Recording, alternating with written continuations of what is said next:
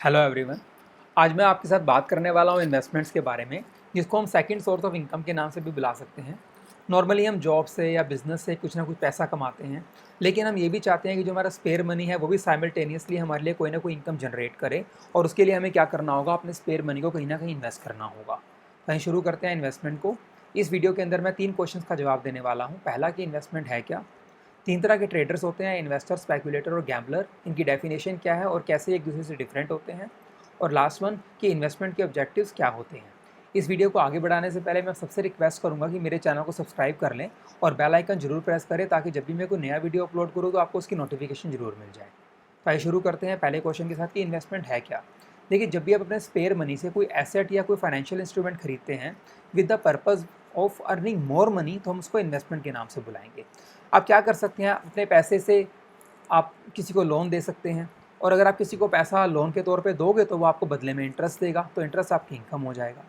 दूसरा केस क्या हो सकता है, आपने कोई एसेट खरीद ली और आपने कुछ वक्त के बाद उसको ज़्यादा प्राइस के ऊपर मार्केट में सेल कर दिया, तो बाइंग प्राइस और सेलिंग प्राइस के बीच में जो डिफरेंस था, मतलब जो आपके एसेट के प्राइस में एप्रिसिएशन हुआ, उसको भी आप इनकम के नाम से बुलाओगे।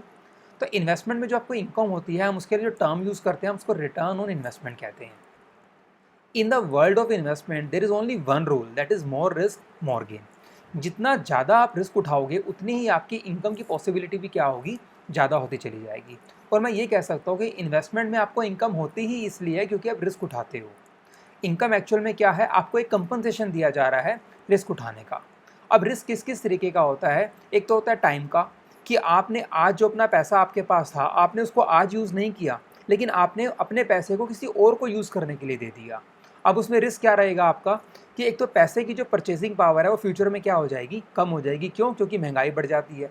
दूसरा रिस्क क्या है, कि जिसको आपने अपना पैसा दिया है, क्या गारंटी है कि आपका पैसा आपको वापस मिलेगा। तो ये दो तरह के जो आप रिस्क उठा रहे हैं, एक तो महंगाई का रिस्क जिससे आपकी पैसे की वैल्यू कम हो जाएगी, दूसरा कि आपका पैसा वापस आएगा या नहीं आएगा। इन दो तरह के रिस्क के कारण ही आपको इनकम दी जाती है, जो कि आपको रिस्क के बदले में कंपनसेशन दिया जाता है। जब हम बात करते हैं इन्वेस्टमेंट्स के बारे में, तो 3 तरह के ट्रेडर्स हमारे पास होते हैं, इन्वेस्टर, स्पेकुलेटर और गैम्बलर। और आपके लिए बहुत ज़रूरी है समझना कि आप किस कैटेगरी से बिलोंग करते हैं। तो ये वन बाय वन बात करते हैं इनके फीचर्स के बारे में। तो पहला हमारे पास है इन्वेस्टर। देखिए, अगर हम इन्वेस्टर के बारे में बात करें तो उसका जो बेस होता है इन्वेस्टमेंट का, वो हमेशा टाइम पीरियड होता है और वो हमेशा लॉन्ग टर्म के लिए इन्वेस्टमेंट करता है। यहाँ पर मेरा कहने का मतलब ये है कि अगर आप इन्वेस्टर हो तो आप अपना पैसा काफ़ी लंबे वक्त के लिए किसी भी इंस्ट्रूमेंट के अंदर लॉक कर दोगे। लंबा वक्त क्या हो सकता है, 5 साल, 10 साल, 15 साल। पर्पस कुछ भी हो सकता है, बच्चे की एजुकेशन, बच्चे की मैरिज और एनीथिंग एल्स, और may be your retirement plan. तो लॉन्ग टर्म इन्वेस्टमेंट की तरफ आप जाते हैं। ऐसा नहीं है कि आज आपने कोई आइटम 5 लाख की खरीद ली और अगर आपको 1 महीने के बाद 5 लाख के बदले में 6 लाख मिल रहे हैं, 1 लाख का प्राइस एप्रिसिएशन देखकर आपने इंस्टेंट उसको सेल कर दिया। अगर आप ऐसा कर रहे हैं तो आप फिर इन्वेस्टर कैटेगरी से बिलोंग नहीं करते, क्योंकि यहाँ पर आपने जो इन्वेस्टमेंट का बेस बनाया था वो टाइम पीरियड ना होके प्राइस था। तो हम क्या कहेंगे, इन्वेस्टर जो होता है वो हमेशा लंबे वक्त के लिए अपने पैसे को इन्वेस्ट करता है। तीसरा हमारे पास क्या है, ये प्रोएक्टिव लर्नर्स होते हैं। प्रोएक्टिव से मतलब हमारा क्या है कि ये बहुत ज़्यादा प्लान्ड वे में चलते हैं और पढ़ते रहते हैं मार्केट के बारे में। जब भी कोई नई न्यूज़ आती है, अगर कोई पॉलिटिकल इंस्टेबिलिटी आती है, कोई भी ऐसी चीज़, कोई भी नई इन्फॉर्मेशन अगर मार्केट में निकलेगी तो उसको पढ़ते रहेंगे और ध्यान देते रहेंगे कि मार्केट में आखिरकार क्या चल रहा है इस वक्त पे। ये प्लान्ड एग्जिट स्ट्रैटेजी के साथ आते हैं। इनका हर जो इन्वेस्टमेंट का पैटर्न होता है वो बहुत ज़्यादा प्लान्ड होता है। जैसे कि मैं आपको थोड़ी देर पहले बता रहा था, इनके पास कोई ना कोई ऑब्जेक्टिव होता है, जैसे बच्चे की मैरिज, बच्चे की एजुकेशन, रिटायरमेंट प्लान। बहुत प्लान तरीके से चलते हैं कि कब उनको कितने पैसे की ज़रूरत पड़ेगी और किस तरीके से हमने अपने पैसे को जोड़ना है। पेशेंस, पेशेंस बहुत ज़्यादा ज़रूरी है इन्वेस्टर बनने के लिए। कि अगर आपने आज अपना पैसा लगाया, ऐसा हो सकता है कि इन द नियर फ्यूचर आपकी जो इन्वेस्टमेंट है उसकी वैल्यू कम हो जाए, तो ये घबराते नहीं हैं। ये लंबे वक्त तक मार्केट के अंदर टिके रहते हैं। और अगर इन ए शॉर्ट पीरियड अगर उनके पैसे की वैल्यू कम भी हो जाती है तो ये मार्केट को छोड़ के नहीं चले जाते, लगे रहते हैं और पैसा अपना मार्केट में इन्वेस्ट करते रहते हैं, और लॉन्ग रन के अंदर इनको प्रॉफिट जरूर होता है। वेल डिफाइंड इन्वेस्टमेंट स्ट्रैटेजी, बहुत ज़्यादा प्लान्ड होते हैं, सोच के चलते हैं कि कितना पैसा मुझे किस किस इंस्ट्रूमेंट के अंदर लगाना है, पहले से पूरा का पूरा इनके दिमाग में प्लान जरूर होता है। परसिस्टेंट, लगातार ये मार्केट के अंदर बने रहते हैं, लगातार अपना पैसा जो है मार्केट के अंदर ये इन्वेस्ट करते रहते हैं। मैच रिस्क एंड रिटर्न, जब भी अपना पैसा कहीं पर भी लगाते हैं तो देखते हैं कि यहाँ पे रिस्क का लेवल क्या है और रिटर्न का लेवल क्या है। जैसे मैं आपको कह रहा था कि अगर रिस्क का लेवल ज़्यादा होगा तो ये एक्सपेक्ट करेंगे कि इनकी रिटर्न भी ज़्यादा हो, अगर रिस्क का लेवल कम होगा तो रिटर्न भी क्या करेंगे, कम एक्सपेक्ट करेंगे। तो दोनों में बैलेंस मेंटेन करके चलते हैं। फिर हम बात करते हैं स्पेकुलेटर्स के बारे में। देखिए स्पेकुलेटर्स के बारे में अगर हम बात करें तो ये इनकम्प्लीट एविडेंस के ऊपर बेस्ड होते हैं। स्पेकुलेटर और इन्वेस्टर का जो बेसिक डिफरेंस है वो यही है कि जो स्पेकुलेटर है ये बहुत लंबे वक्त के लिए अपने पैसे को नहीं इन्वेस्ट करता। इनका जो बेसिक लॉजिक है इन्वेस्टमेंट का वो हमेशा क्या रहता है, शॉर्ट टर्म इन्वेस्टमेंट और प्राइस मूवमेंट। मतलब अगर इन्होंने आज कोई इन्वेस्टमेंट की है, अगर कोई एसेट खरीदी है, 15 दिनों में या 20 दिनों में अगर उससे प्राइस में कोई एप्रिसिएशन हो गया तो इसको सेल कर देंगे। इनको ऐसा नहीं सोचना कि 5 साल बाद या 10 साल बाद मुझे बच्चे की एजुकेशन के लिए पैसा चाहिए, ये इस तरह की सोच नहीं रखते। इनको ये होता है कि अगर इंस्टेंट मुझे अगर कोई इनकम जनरेट हो रही है तो उसको सेल कर देंगे। तो अगर आप इंस्टेंट प्राइस एप्रिसिएशन को कंसीडर करते हुए कोई भी एसेट खरीदते या बेचते हैं तो आप इन्वेस्टर कैटेगरी से बिलोंग नहीं करते, आप स्पेकुलेटर हैं। और अगर आप इसको इन्वेस्टर से कंपेयर करो तो ज़्यादा रिस्क भी उठाते हैं। तो अगर हम दोनों में डिफरेंस की बात करें इन्वेस्टर और स्पेकुलेटर के बीच में, तो क्या डिफरेंस निकल कर आता है। सबसे पहले इन्वेस्टर लंबे वक्त के लिए पैसा लगाता है, स्पेकुलेटर रिलेटिवली शॉर्ट पीरियड के लिए पैसा लगाता है। इन्वेस्टर जब अपना पैसा कहीं पर इन्वेस्ट करता है तो वो कंपनी के फंडामेंटल्स चेक करता है कि बैलेंस शीट देखेगा, प्रॉफिट एंड लॉस देखेगा। स्पेकुलेटर ऐसा कुछ नहीं देखता, वो सिर्फ ये देखता है कि शॉर्ट टर्म में अगर मेरे प्राइस में इंक्रीमेंट हो रहा है तो वो बेच देगा, और अगर कोई भी ऐसा स्टॉक है या कोई भी ऐसी एसेट है जिसमें प्राइस मूवमेंट बहुत ज़्यादा है तो वो उसको अवॉइड करेगा। इन्वेस्टर क्या करता है, वो रिस्क एंड रिटर्न को प्रॉपर समझता है, मैच करता है, फिर ही पैसा लगाता है। स्पेकुलेटर इतना ज़्यादा ध्यान नहीं देता इस फैक्टर की तरफ, वो ज़्यादा रिस्क को बियर करने के लिए तैयार रहता है। तीसरा हमारे पास ट्रेडर कौन है, गैम्बलर। अगर हम गैम्बलर के बारे में बात करें तो ये स्पेकुलेटर की अगर हम कंपेयर करें तो और भी ज़्यादा रिस्क उठाता है। और इसका जो बेसिक लॉजिक है रिस्क उठाने का वो है कि मॉनेटरी उसको इनकम चाहिए और जल्दी चाहिए, और उसका जो सिर्फ और सिर्फ बैटिंग का जो पर्पज़ है वो क्या है, गेन और लॉस। वो ज़्यादा रिस्क और रिटर्न को स्टडी नहीं कर रहा, वो बस देख रहा है कि हाँ एक पर्टिकुलर हमारे पास इन्वेस्टमेंट के लिए अपॉर्चुनिटी आई है और उसको अगर लगता है कि नियर फ्यूचर में मुझे वो बहुत जल्दी इनकम जनरेट करके दे सकती है, तो बिना सोचे समझे, बिना उसको ज़्यादा डिटेल में पढ़े, वो अपने पैसे को वहाँ पर इन्वेस्ट कर देता है। और उसके यहाँ पर गेन की पॉसिबिलिटी भी काफ़ी हाई रहती है और लॉस की पॉसिबिलिटी भी काफ़ी हाई रहती है। अगर हम उसको इन्वेस्टर से कंपेयर करें तो हम इन्वेस्टर के बारे में अगर बात करें तो उसका पर्पस क्या होता है, एडिशनल इनकम जनरेट करना। लेकिन गैम्बलर एडिशनल इनकम के पॉइंट ऑफ व्यू से पैसा इन्वेस्ट नहीं करता, वो अमेच्योर होता है, मतलब शौकिया तौर के ऊपर वो अपने पैसे को इन्वेस्ट करता है। इन्वेस्टर लॉन्ग टर्म के लिए पैसा लगाता है, लेकिन गैम्बलर का पीरियड जो है इन्वेस्टमेंट का वो बहुत ही शॉर्ट होता है। नेचर ऑफ एक्टिविटी की बात करें तो इन्वेस्टर बड़े ही प्रोफेशनल होते हैं, बहुत सोच समझ के हर इन्वेस्टमेंट जो भी अपॉर्चुनिटी उनके सामने उसको अच्छी तरह से स्टडी करते हैं और फिर अपना पैसा लगाते हैं। गैम्बलर एंजॉय करते हैं, लेज़र के तौर पे अपने पैसे को लगाते हैं। एश्योरेंस इन्वेस्टर सोचता है कि मुझे रेगुलर इनकम ज़रूर मिले, लेकिन गैम्बलर को इस तरह की किसी भी चीज़ से कोई फ़र्क नहीं पड़ता, इनकम मिली तो भी ठीक, अगर नहीं मिली तो उसको ज़्यादा कंसिडर वो नहीं करता।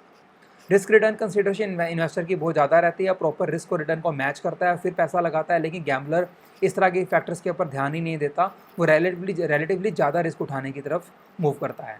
इन्वेस्टर का बेसिक पर्पस क्या है, प्रॉफिट मेकिंग, और जो गैम्बलर का है वो क्या है, एंटरटेनमेंट। हालांकि गैम्बलर भी प्रॉफिट कमाना चाहता है, लेकिन उसका जो फर्स्ट ऑब्जेक्टिव है वो एंटरटेनमेंट होता है और सेकंड ऑब्जेक्टिव जो होता है वो इनकम होता है। अब हम बात करते हैं इन्वेस्टमेंट के ऑब्जेक्टिव्स के बारे में। देखिए अगर हम ऑब्जेक्टिव्स की बात करें तो सबसे पहला ऑब्जेक्टिव अगर हम बात करें तो वो क्या है, हमारी रिटर्न। अब रिटर्न के अंदर क्या क्या हो सकता है, जैसा कि मैं आपको बता रहा था कि रिटर्न होती क्या है, जो भी आप अपना पैसा इन्वेस्ट करते हो उसके ऊपर जब आपको इनकम अर्न होती है हम उसको रिटर्न के नाम से बुलाते हैं। अब रिटर्न क्या क्या हो सकती है, capital preservation, that is maintenance of purchasing power. इसको हम कुछ ऐसा समझते हैं कि मान लीजिए आपके पास 5 लाख रुपीज़ है और आप एक कार लेने का प्लान कर रहे हैं, और आपका एकदम फ्रेंड आया, आपके फ्रेंड ने आपको ये कह दिया कि आप मुझे अपना पैसा उधार पे दे दो, मैं आपको 10% रेट ऑफ इंटरेस्ट दूंगा।